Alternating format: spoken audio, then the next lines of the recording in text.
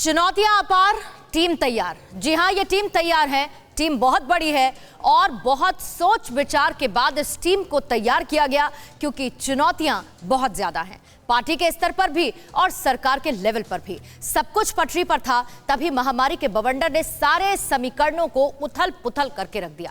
संक्रमण का असर सिर्फ स्वास्थ्य पर नहीं पड़ा है, बल्कि हर सेक्टर की सेहत इससे खराब हुई।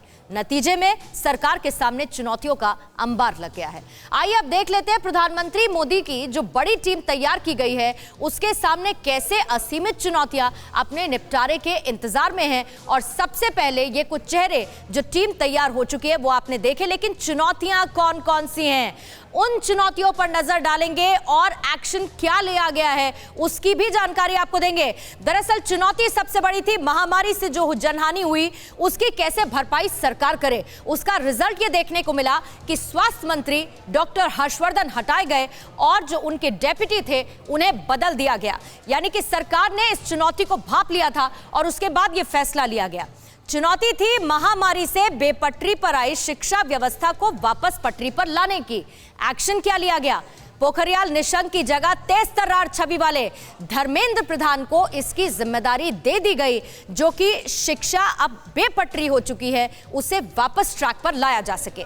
चुनौती क्या थी? अर्थव्यवस्था को फिर से पटरी पर लाना, इकोनॉमी को बूस्ट करना। एक्शन ये लिया गया कि वित्त मंत्री निर्मला सीतारमण पर भरोसा बरकरार रखा गया है और कैबिनेट में उनकी जगह के साथ कोई छेड़छाड़ नहीं की गई है। उन पर भरोसा जताते हुए वो अब भी हैं वित्त मंत्री। चुनौती यह थी कि किसानों की नाराजगी जो लगातार बनी है उसे कैसे दूर किया जाए। तो उसके लिए एक्शन क्या लिया गया?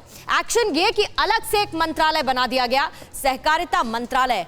बजट में भी इस मंत्रालय का जिक्र किया गया था और सहकारिता मंत्रालय का जिम्मा खुद अमित शाह ने उठा लिया। यानी कि अमित शाह अब किसकी नाराजगी दूर करेंगे? किसानों की। अगला क्या चैलेंज इनके सामने बना था कि यूपी की जो चुनावी नैया है उसको पार लगाना है, क्योंकि जैसे भी करके उत्तर प्रदेश का चुनाव जीतने की कोशिश में रहेगी बीजेपी। इसीलिए राज्य से 7 नए मंत्रियों को जगह दी गई। 7 ऐसे नए मंत्री हैं, नए चेहरे, जिन्हें जिम्मेदारी कैबिनेट में दे दी गई है। चुनौती यह थी कि जातीय समीकरणों को भी दुरुस्त करना है। जाहिर बात है चुनाव है तो उसे भी साधना है, लेकिन एक्शन ये लिया गया कि नई टीम में वोट के लिहाज से प्रभावी जातियों को, उन चेहरों को तरजीह दी गई है ताकि सीधे सीधे उस वोट बैंक को साधा जा सके।